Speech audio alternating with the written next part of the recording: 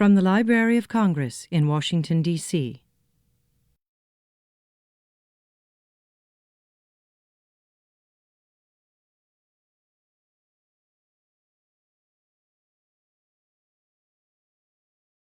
Good afternoon, ladies and gentlemen. I'm Chris Murphy, head of the Near East section of this division.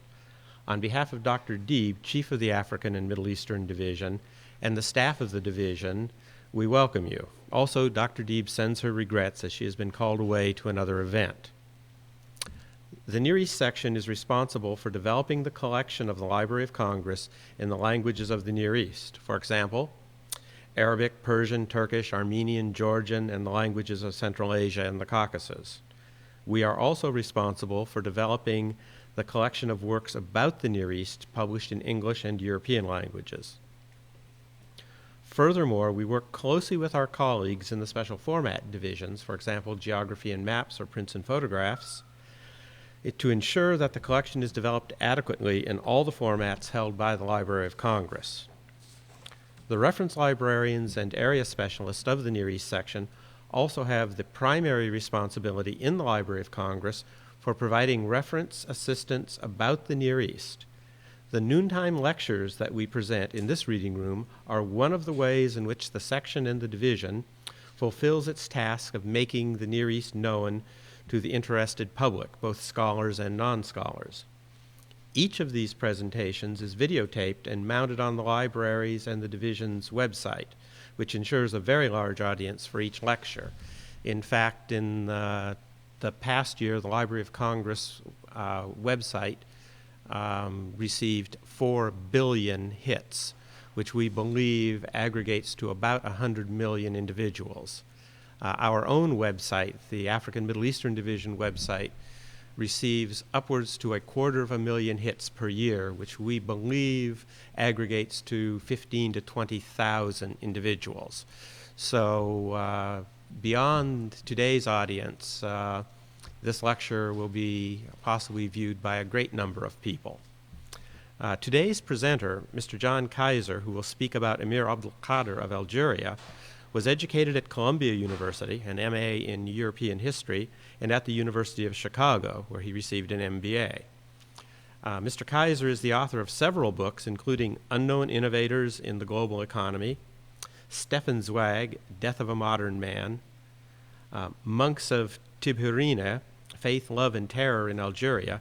This work received the prestigious French Sillot Prize, and Commander of the Faithful, The Life and Times of Emir Abdel-Kader, about which Mr. Kaiser will speak today. So please let us welcome Mr. Kaiser.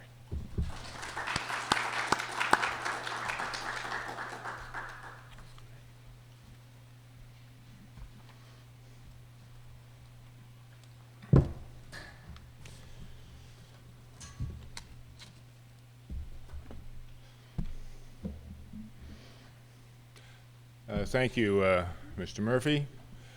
Ladies and gentlemen, Abdel-Kader, servant of God. Kader is one of the 99 words for God, as you in the audience know who are Muslims. The maker, the doer, the force that makes things happen. Abdel-Kader.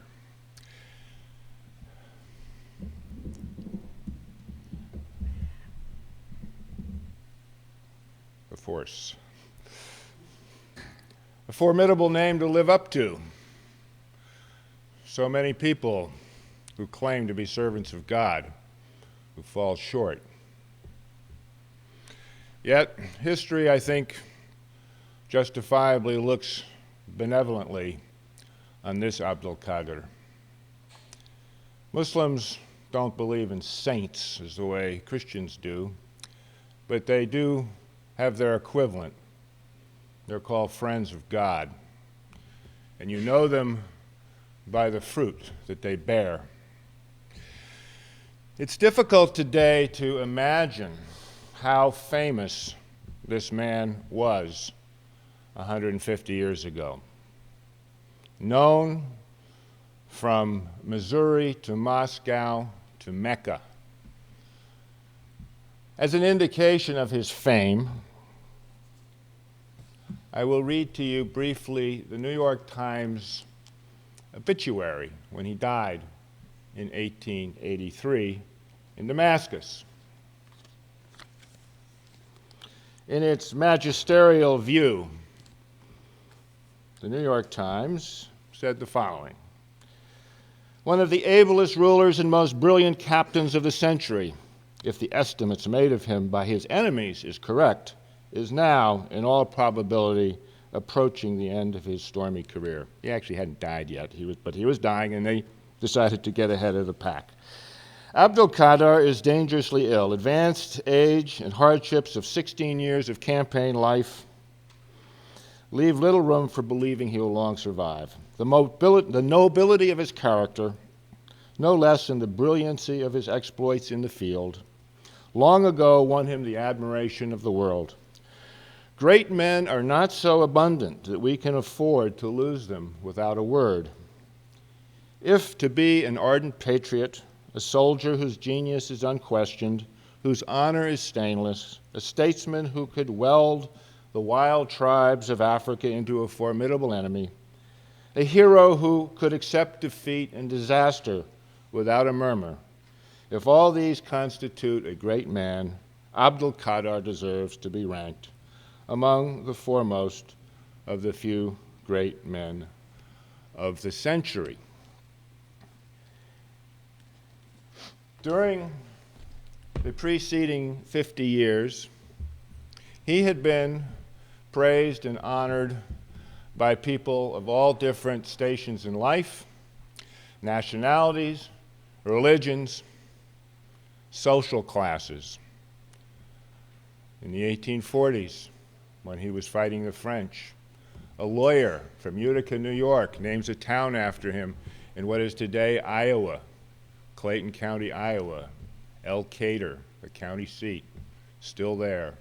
In 3 weeks, they're going to give out their first annual Abdel-Kader Essay Prize to the high school students of El-Kader. Timothy Davis, an American lawyer, was so impressed by the Emir's character and David-like quality in the face of a French Goliath that was gobbling up his country that he named a town after him.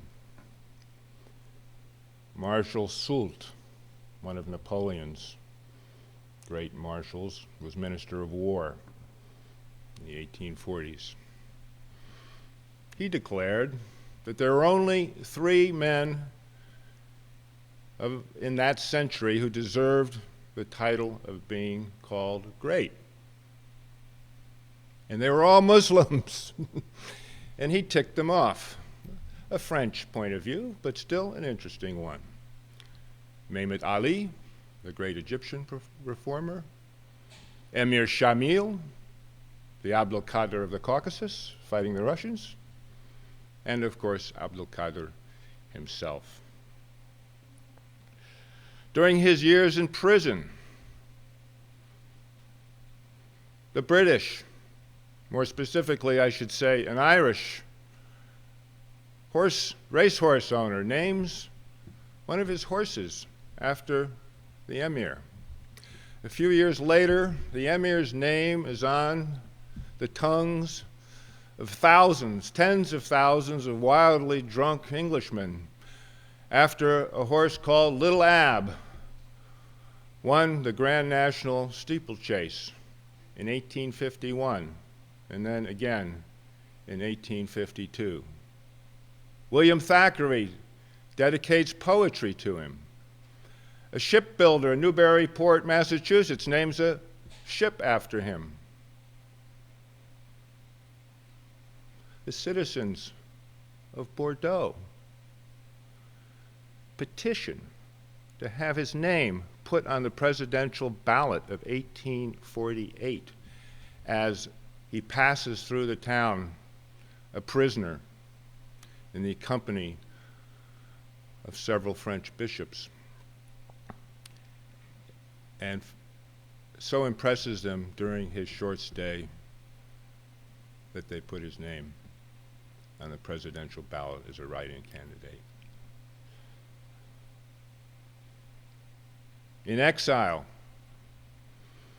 5 years later, in Damascus, he is sought out by Charles Henry Churchill, ancestor of Winston, a military man who greatly admired the Emir, wanted to write his biography, asked his permission to come and visit him for an hour every day, get his story, because no one ever had, except for his son. And we have his biography, but I don't read Arabic. And neither do many of the French and Arabs who've written about him. Yes, Arabs and Berbers who don't actually read French, don't read Arabic. All refer to Churchill. Churchill is the tablet of tablets. And it is through him that we actually have the foundation stones of his story. The same year he's writing his biography, a pogrom breaks out in Damascus, initiated by the Turkish governor, upset with the Christians for not paying their taxes, being a little uppity and gleeful about the Turkish defeat in the Crimean War, not behaving themselves. They needed to be taught a lesson. The lesson got out of control, became a bloodbath. And the White Knight who came to their rescue, and the rescue of the American, British, French, Russian, Dutch diplomatic communities, was Emir Abdel-Kader and his Algerians in exile with him. And from that act of humanitarianism, he, of course, reaped, again, worldwide attention. Perhaps it was the acme of his fame as a humanitarian, as a great Muslim, and collected accolades from President Lincoln, Queen Victoria, Pope Pius IX, the Turkish Sultan. He particularly appreciated the accolades he got from Emir Shamil, praising him to do what was required of a good Muslim, to have the moral courage to protect the innocent, whether they were Christians or not.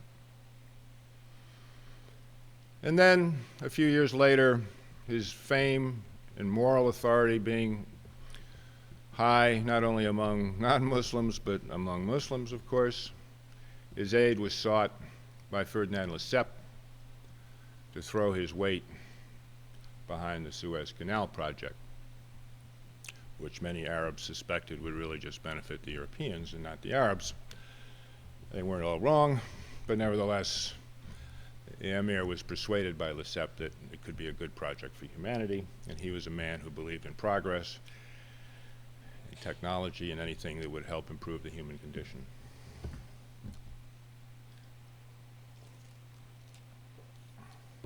So how does a Virginia gentleman farmer, former businessman who ran around Russia for 15 years with no ethnic, religious, geographic connection to Algeria or North Africa, come to write about such a character? Well, it actually began with a love story, like many good things. This love story happened to be with a place, a country called France, where in 1994, 95, I brutally uprooted my children and family. And it was consensus with my wife, but not with my children. Nevertheless, we transplanted them to the south of France to get a change of soil, a change of air, change of culture, change of life. And as a result of that year, my own life changed in many ways. And one of the things that changed it was, for the first time in my life,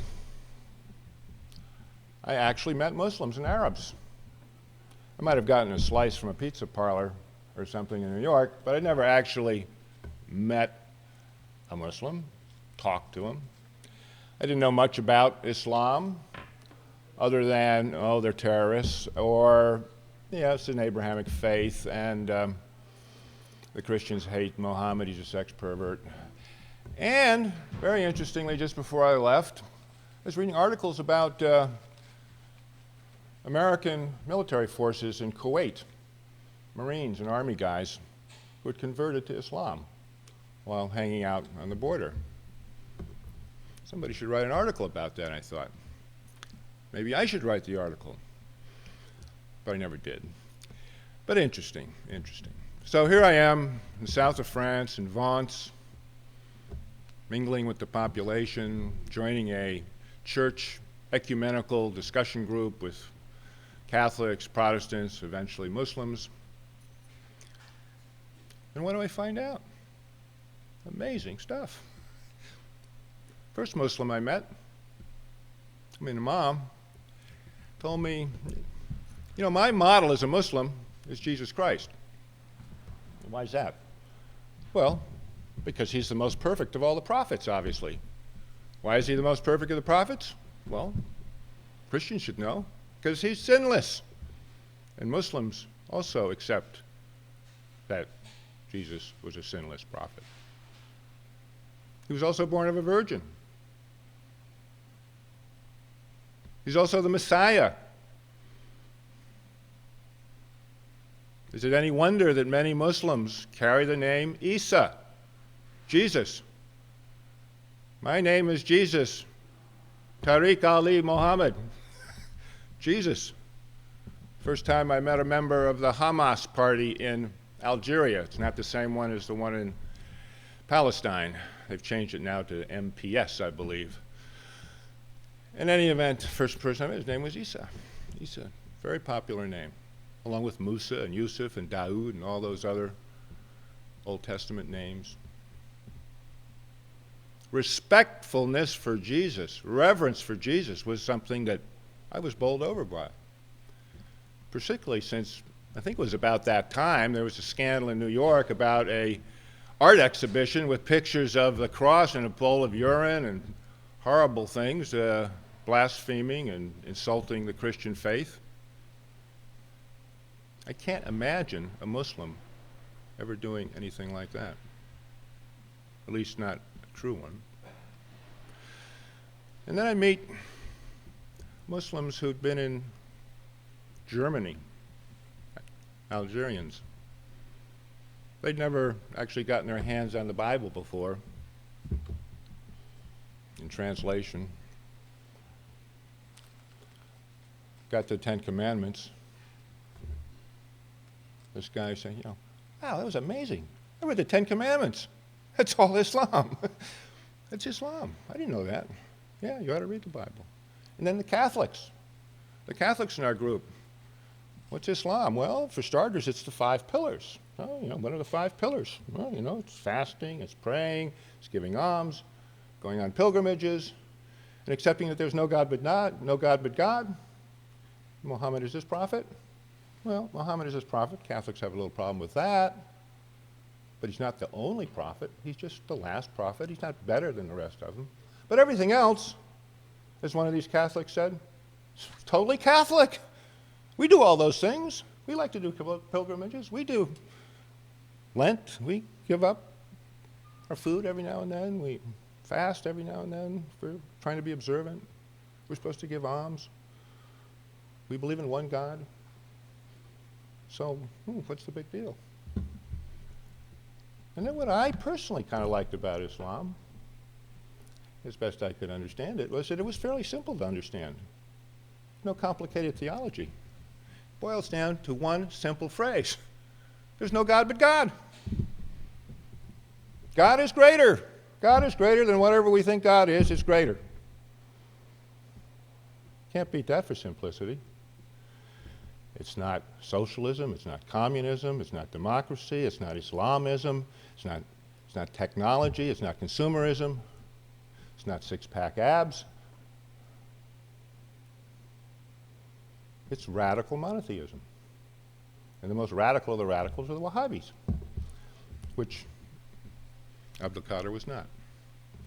So anyway, I'm learning about Islam, and having these kind of revelations.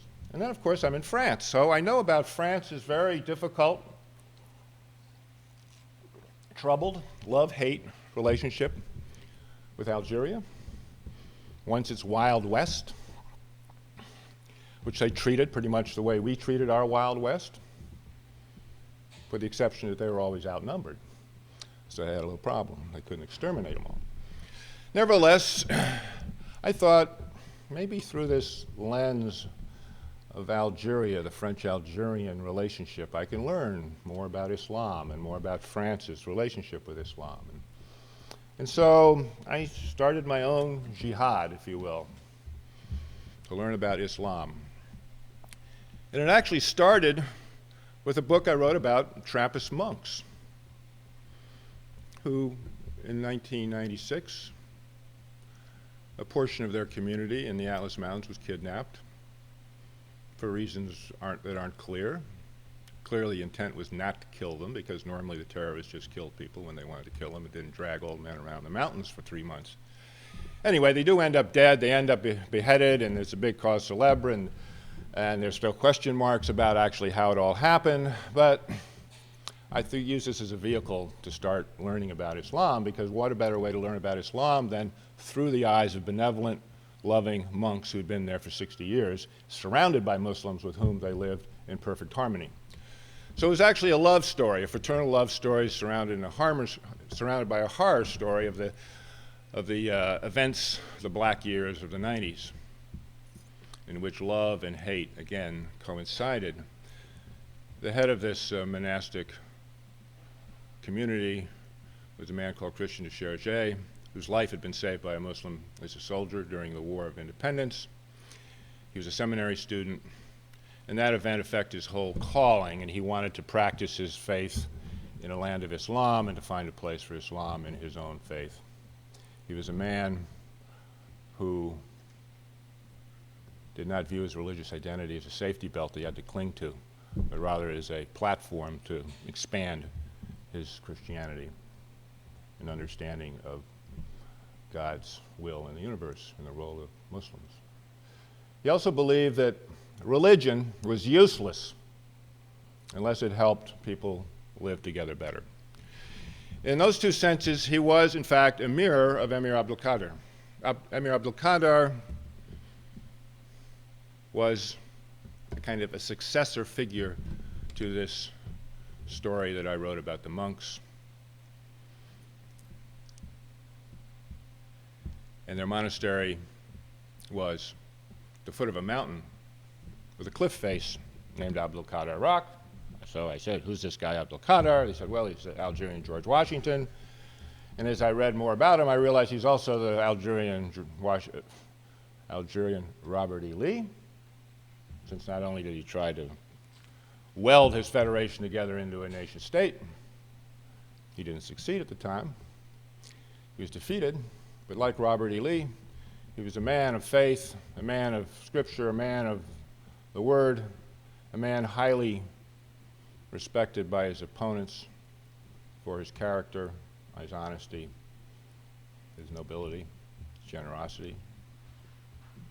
He was also John Winthrop, or you could say perhaps a Cromwell. He was a puritanical, strict, Sharia-believing Muslim, a Salaf, who believed that Arab society had gone to pot under the Turks, and the only way it could be made healthy again was through knowledge, through study, through learning what the law requires and enforcing it. So, off I go. I've done the monks. Why not complete my trilogy? I'd written about a Jew who had lost his faith. I'd written about monks who kept their faith, and because of that faith remained in fraternal solidarity with their Muslim brothers despite the dangers of staying where they were during a very hot and dangerous time. And now, let's do a Muslim, a good Muslim. Because I've always been more interested in what faith, religion can do that's good for us rather than what's bad for us. theoretically it shouldn't do anything bad for us, but we know we mess it up, we cherry pick it, we come at the scriptures angry with our own little agendas, and it becomes a justifier for doing all sorts of nasty stuff. And we read about that throughout history, and we know all about that. But in this secular world, we don't often read about good exemplars of people of faith. And this is a story, above all, about faith in action, a faith in action embedded in a clash of civilization story. So how did I go about doing this?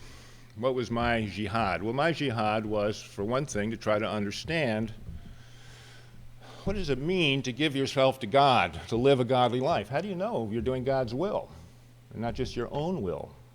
Big problem, you know. When do we know it's not just our own ego that's driving us? We are manipulating Scripture to justify our own desires and instincts and agenda. Well, the Bible tells us it's by the fruits that we bear.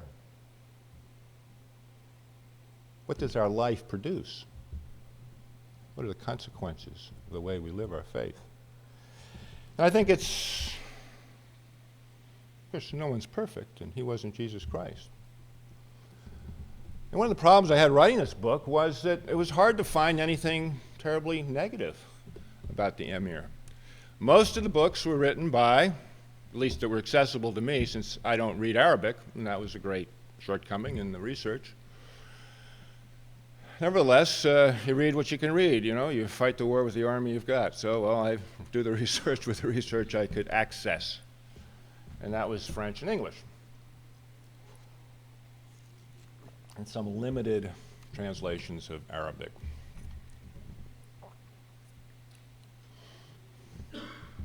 Most all the books after Churchill, of course Churchill was a military man, were written by French military figures, officers who'd fought him or been close to those who had, his translators when he was in French prisons, translators and handlers.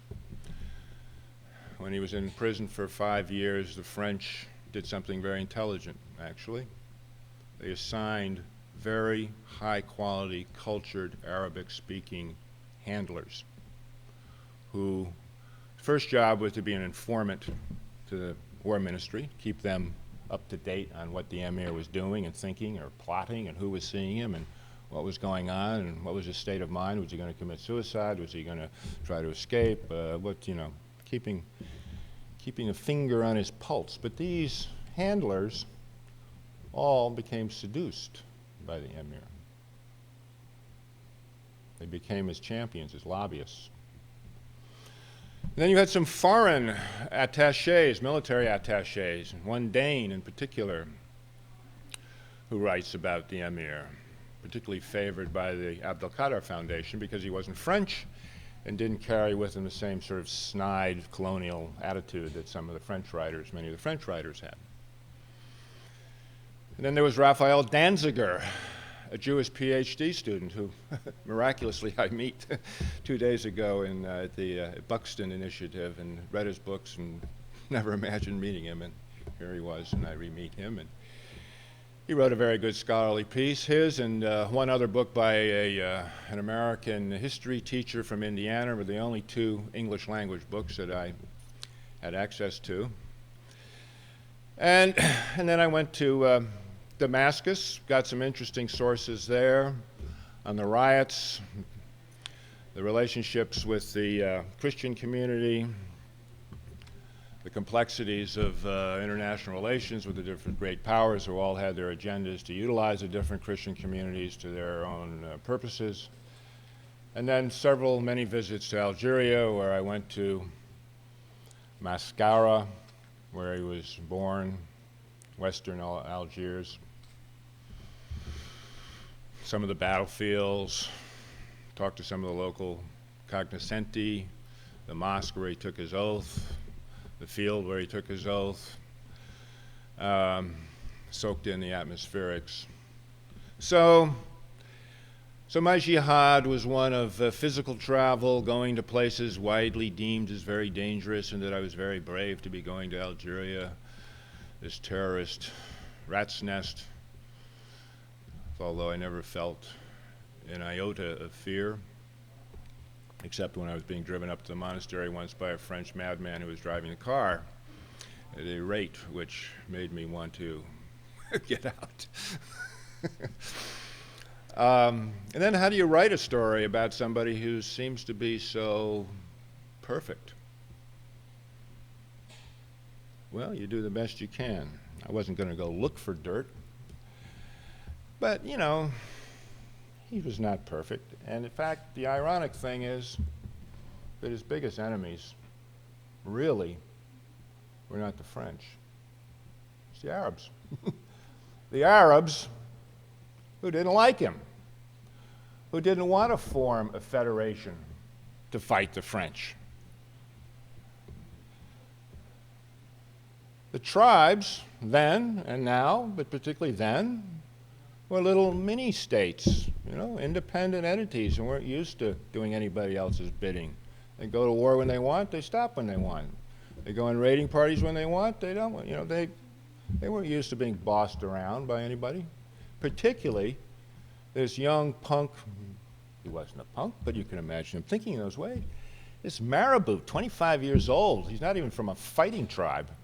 He's from one of these Marabout tribes, these tribes of scholars and peacemakers and people who try to stop war, whose vocation is not raiding and plunder,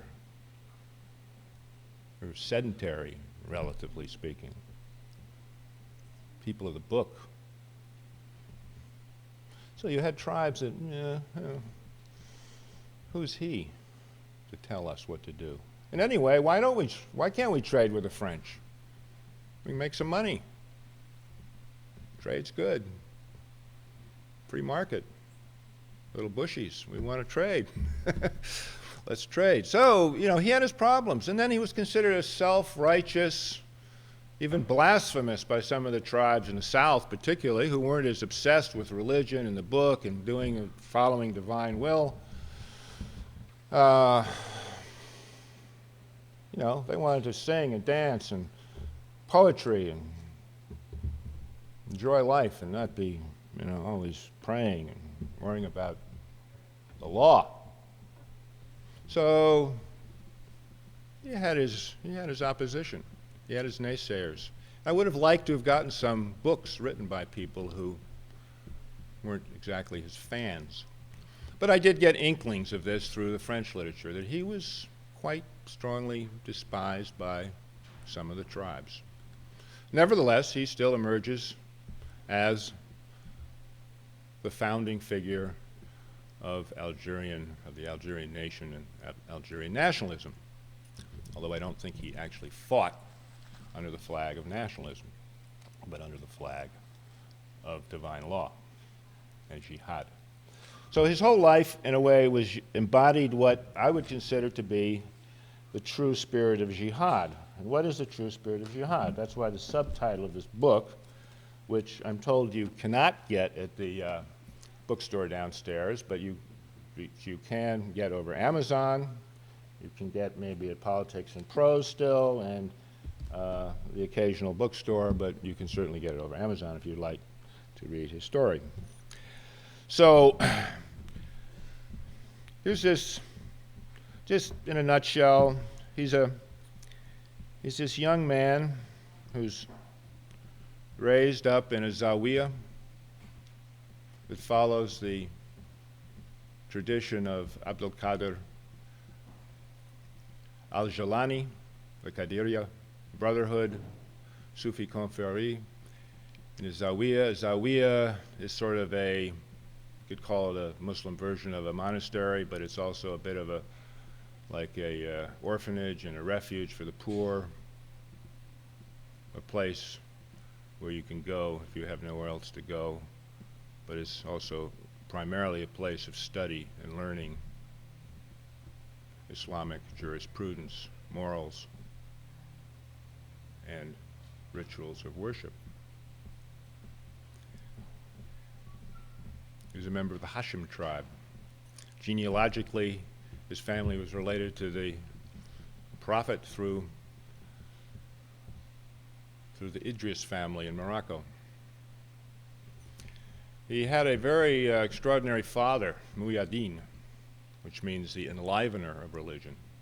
He was the servant of God, the father of an enlivener of religion, who is widely respected throughout North Africa. Known for his wisdom, his obedience to the law, his respect for authority. Muslims of his kind follow the same tradition as Luther in Romans. All authority comes from God, and you obey higher authority whether it's just or unjust. You obey the bad ruler because a bad ruler is better than no ruler. The greatest enemy is chaos and anarchy. And as a boy growing up, going off on a jihad with his father gets arrested by the Bey of Oran, who thinks he's actually starting a little plot to overthrow him, because it had happened in the past, other marabouts. And he's told to come and visit the Bey. And he goes. Everybody knows, he's going to get into trouble. Well, he was. He was put under house arrest for 2 years. But his father never complained. He just stoically endured. He was eventually released. And Abdel-Kader, I think, drew some lessons from this experience that he applied when he was imprisoned years later. You endure. You endure and assume that there's some test that's being sent your way that you're expected to overcome.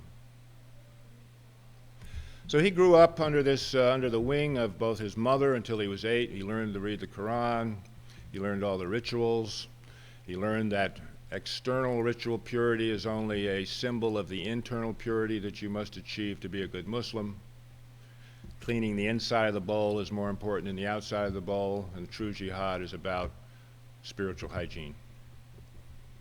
About getting rid of those dust balls under the bed every day. Envy, pride, anger, lust, sloth, and all those things. So he grew up first under his mother's tutelage and then under his father's. Age of 8, you become a man, you hang out with the men, you stop hanging out with the women, you follow the law of silence, be seen and not heard, don't talk unless you're talked to, observe, learn, watch. His father was an extremely wise man. He knew he had a special son. He had several sons and several wives, but this one was particular, and he was training him for a destiny, a special destiny that had been foretold by his own mother. So he educated him actually in the way that all good marabouts apparently were supposed to have been educated, but maybe his father did a particularly good job.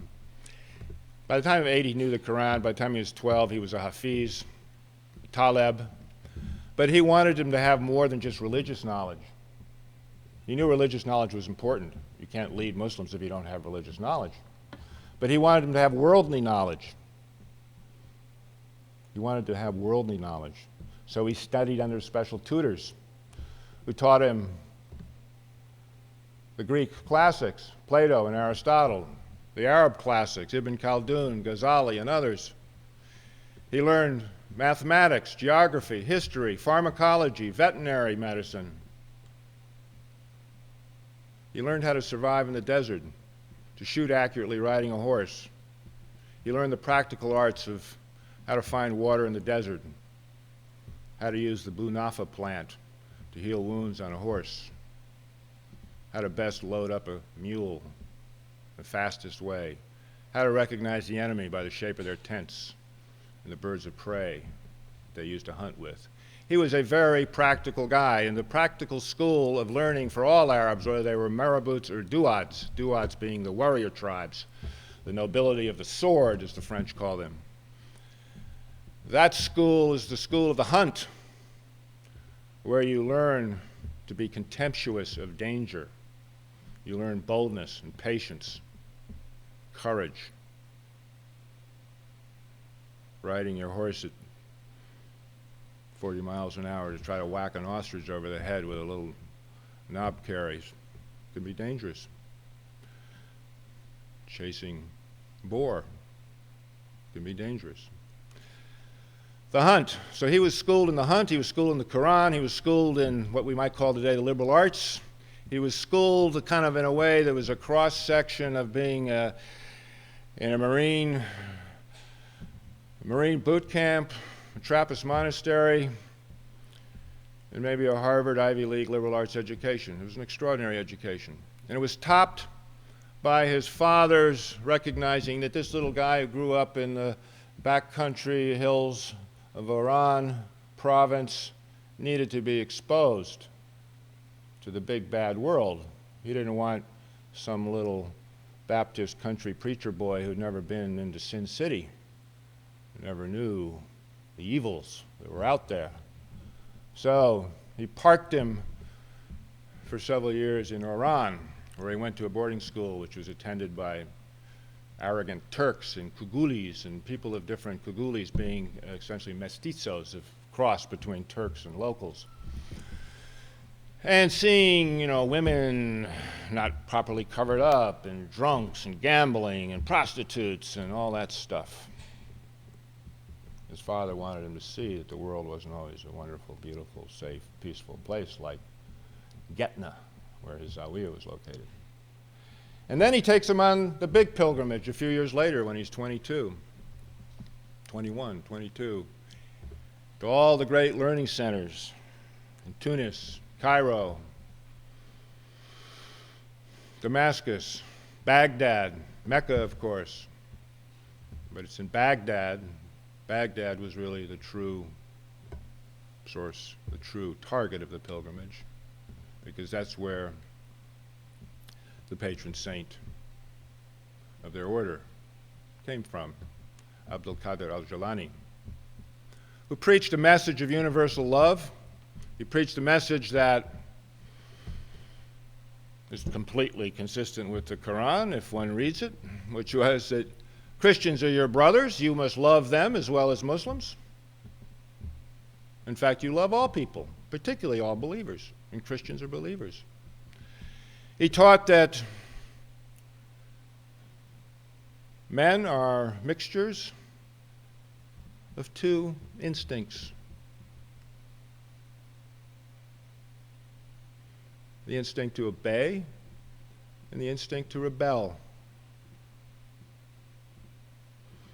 To obey God's will, to do what the law requires, the Ten Commandments, the Gospels, all of that is law.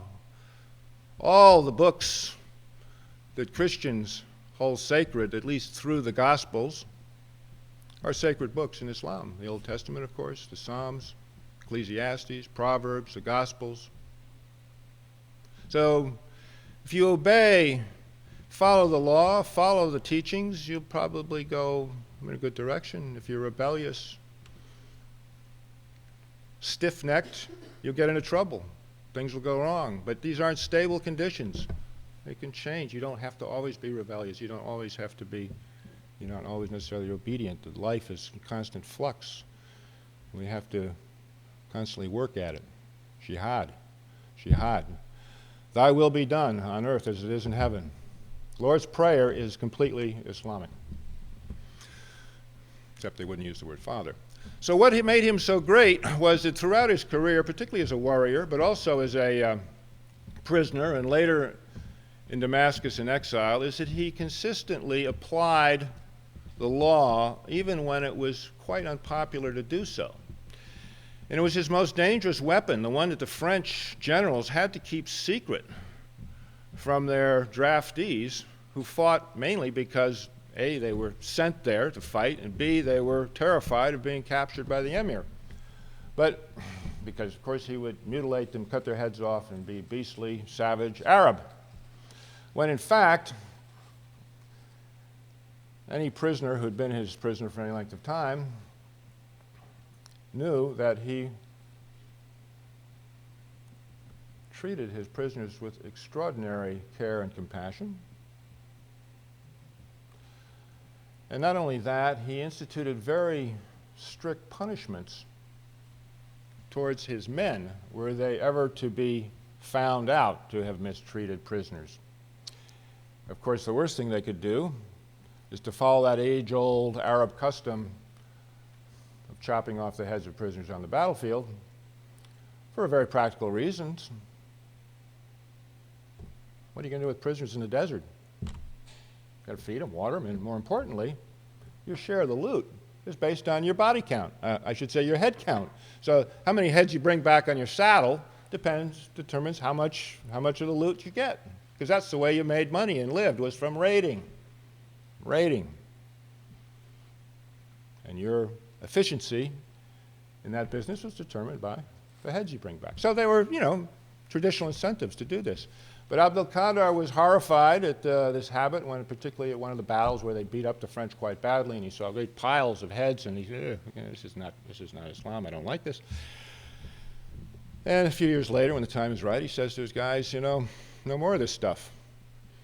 It's not right. And he gets an ulema to confirm his judgment, his reading, which is based on the hadiths, based on the Quranically correct ways of fighting, which include not to mistreat prisoners. And the men say, well, what are you going to do?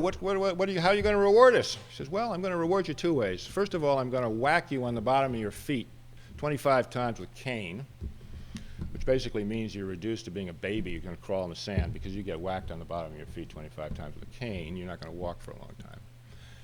But I'll give you a positive incentive, too. For every prisoner you bring back, you get 8 duros. Don't know what that is, but it was enough to impress them. So I'm going to give you a monetary reward, and I'm going to beat the hell out of you if you're proven to have mistreated prisoners. So, moral courage to do what was right, even when it was unpopular. He also treated contractors and people well. During the periods of peace, when he was fighting the French over a 15-year period, there were treaty periods, there were peace periods, and there were war periods, because the French, for about 15 years, really didn't know what they were going to do in Africa. They weren't sure what their plan was, why they should stay, what they should do. Should they just occupy an enclave? Should they occupy the whole country? So he had a great advantage because of their uncertainty, their political problems at home. And he also had faster horses, and he knew the country, and weather and heat and everything else worked in his favor. But during one of these peace periods, the last one before the final total war that began in 1841, there was the so-called Treaty of Tafna that lasted for almost 2 years, during which time he sort of built up his state. And he was mainly interested in European consultants to help him build weapons and make gunpowder and cannons. And when war broke out, unexpectedly, or I should say he declared war because the French had broken the treaty, the contractors, dozens of whom were working for him at the time, were amazed when he gave each of them their full pay of 3,000 francs, even though all of them had not completed their service. And he made sure they all had escorts to go back to the French lines and wouldn't get harmed. Pretty amazing. Here's a guy, declares war on the French for breaking a treaty. He treats these contractors as innocent third parties, treats them better than maybe was legally necessary, gives them their full pay and protects them.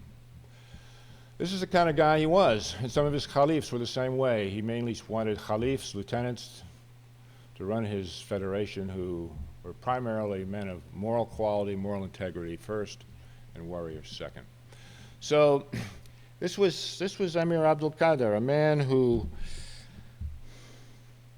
knew the law, studied the law, who was constantly in pursuit of knowledge, constantly building up his library, sending people out to get manuscripts, copy them, buy them, bring them home. The jihad for knowledge was the underlying jihad of his life, because only through jihad for knowledge, only through knowledge do you learn proper behavior. So, what's the upshot of this man and his life? Why do we care about him? I'm going to read to you what a Pakistani had to say, who was kind enough to read my manuscript before it got to the publisher. And I wanted him to comment on it and see if I had committed any major faux pas, linguistically, culturally, insensitivities, and whatnot. And here's what he has to say about the book. And this is maybe the best thing anybody could say, because A, it comes from a Muslim, and B, it comes from a rather conservative Muslim. Muhammad Amir Khan Nasser, the editor of the monthly Al-Sharia in Girwanjala, Pakistan. His note on the book's relevance in the contemporary context. I have had a chance to minutely study the book. In my opinion, it is significantly relevant to what is going on in the world, especially the Muslim world today. Abdel-Kader is not only a symbol of the Muslim concept of resistance and struggle against foreign domination, but also an embodiment of the true theological, moral, and rational ideas taught by Islam. First, he is not overwhelmed by a blind zeal to fight at all costs. Rather, he is capable of weighing the pros and cons and making wise judgments. Secondly, he is guided strictly in his decisions and his general attitude by the legal limitations and moral obligations set forth in divine law. Thus, he knows when to put infidels to death and when to put his own life at risk to save them. He can differentiate. Thirdly, his political animosity with the French does not make him blind to what is common between his own religion and theirs, and barring some reservations, he can equally appreciate the common religious lineage that the Muslims share with people of the book. And finally, he can put himself in his adversary's shoes. Amazing. Amazing. And look into the complexities of the situation and understand the different factors that compel them to follow a certain course. The guy can empathize. All these aspects have been evidently shown in the book, and I strongly recommend that it be published in English and translated into Arabic, Persian, and Urdu as well. And as we speak, an Urdu version is being prepared for the madrasas of Pakistan. Thank you.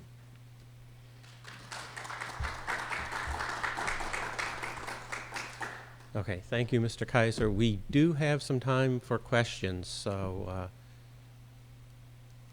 if you have questions, please raise your hand. Yes. Well, unless a jihad is formally proclaimed as individuals, I think the traditional Islam, whatever that is these days, basically counsels submission to rulers, whether they're good rulers or bad rulers, or even whether they're Muslim rulers or not, because Muhammad did that. Muhammad was himself obedient to the Meccans for quite a while. A jihad or a war against authority is only permitted when it's been declared by a body, an ulama, which is competent to determine that the situation is such that it's permitted now to go to war. And that was declared by, I guess, I don't know if it was formally declared, but in 1830, a group of tribes around Mascara went to his father and said, "We want you to lead the jihad." And his father, being a man of authority, said, "Well, I'm not the guy to lead the jihad. I mean, it's the king of Morocco should do that. He's my superior. He's the sultan. We're his subjects." So he was very mindful of lines of authority and the right way to do things. But the Moroccans turned out to be so pathetic in their efforts, and they didn't really care that much about fighting the French. They were more concerned about the Turks. So they had their own agenda.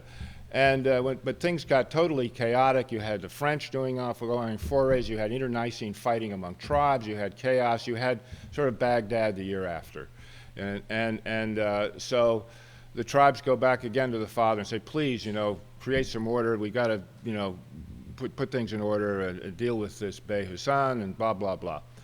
And he does that and the French would then kicked him out of Oran and were raiding villages and preying on the population. So he accepts this reluctantly. He's an old man. He's in his 70s or early 80s. But he then, after they declare him sultan, he says, well, okay, now my first act as sultan is to abdicate to my son. So his son, being a dutiful son, an obedient son, and a respectful son, does what his father says, and then his father's judgment is widely respected, and the tribes come together and they formally endorse that in a big ceremony outside of Ascara on the plain of Dris, and there's a big monument there and a tree where all this is supposed to happen. So it was a kind of a combination of a dutiful son and a process that had been drawn out over a series of years, starting with the Sultan of Morocco, and then by default going to his father, and then his father saying, I can't handle this, you do it, you're young, you're vigorous, and I'm not a fighter anymore. I don't want to fight, it's not in my blood. So it was maybe not a strictly orthodox way in which to launch jihad, but it was still done. It wasn't just the whim of an individual. And that's the great difference between traditional and today. Now you have people saying everybody should wage their individual jihad. It's your duty.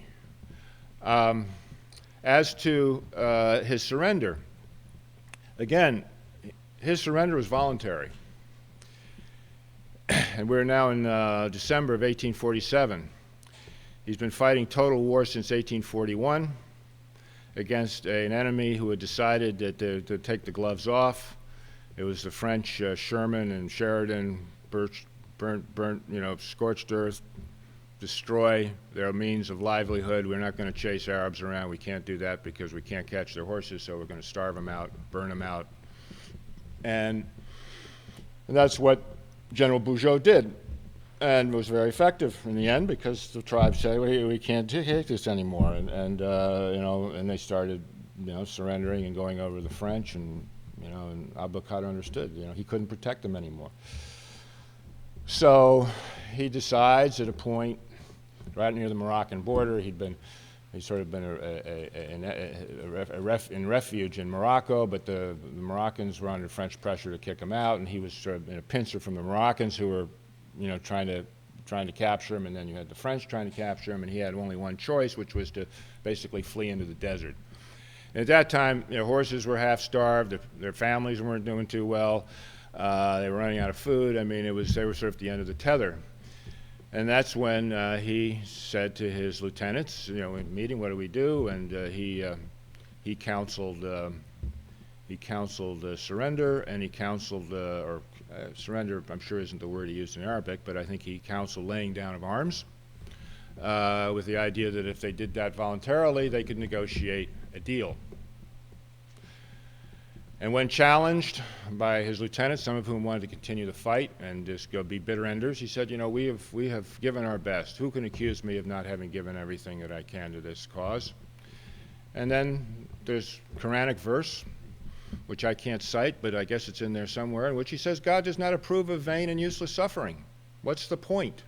Our families will be captured or die. Your families, all our families will suffer. The French don't have an exit strategy. They have a stay strategy, and they've won for now. Why spill more blood uselessly? Why not take advantage of this? And they did, and he negotiated with General Lamoricière and the Duc d'Aumale, who was the king's son, governor general in Algiers. And they were so astonished to have representatives from the Emir approach them in the night, rainy, stormy night, and say, I have the Emir would like to talk to the general about a truce. Gallop, gallop, gallop. Wow, for 15 years, these people have been trying to catch this sort of invisible man. And the proposal was very simple. It says, we'll lay down arms if you take us into exile, free passage into exile in a Muslim country, and my word that I'll never come back to Algiers and make trouble. So And giving a free passage, it was not a novel concept. The French had already seduced some of his caliphs who were at the end of their tether and couldn't fight anymore, and given them made the deal, you know, stop fighting, lay down your arms, we'll send you into a Muslim country, or you can go to school in France. I mean, one of his caliph's sons actually quit the fight and went to university in France, and then persuaded his father to do the same. So the French sort of used this method of friendly exile, so to speak, to help them come to the right decision to lay down their arms. And Abdel-Kader knew that, so he made this agreement, and it was agreed to by the Crown Prince and General Lamoricière, who was the Secretary General, and that he and his family and immediate family and any of his followers who wanted to come with him would go into exile, and there were about 125 of these people. And so the French generals on the ground agreed to that with the expectation that it would be ratified by the monarchy. And so they were overjoyed because they had lost 10,000 horses that year chasing the Emir. Their people were exhausted themselves. Then, literally a month later, so they take him off on the ship and they stop in Toulon to refuel, resupply, but in fact they were just treading water, you know, biding their time, because this all happened so quickly. The government didn't know where to send them. They had to make a deal with somebody, the Sultan, with the Turks, with the Egyptians, somewhere. Where do we send this guy? So while they're waiting around trying to figure out where these people will go, there's a change of government. The monarchy, Louis Philippe, falls. The Republican government comes in. And they don't know what to do with him because he's a hot potato. The French masses hate him because he's been demonized as a barbarian, a butcher, a slaughterer of prisoners. And the new government really didn't have the guts to follow through on the agreement made by the predecessor government. And so then he ended up spending, you know, 5 years in limbo while the political situation sorted itself out in France. So it was basically, it was an act of religious duty to not senselessly waste life in a battle that he clearly lost, but they won in the long term. I mean, think of the French as having started a 132-year-long war. And the Abdel-Kader phase was essentially the first battle in the long war, which they lost in 1962, when the last of the French were unceremoniously kicked out or left on their own accord. Okay, we have time for one more question. If there are none, then I thank you all, and I thank Mr. Kaiser for a very interesting talk. This has been a presentation of the Library of Congress. Visit us at loc.gov.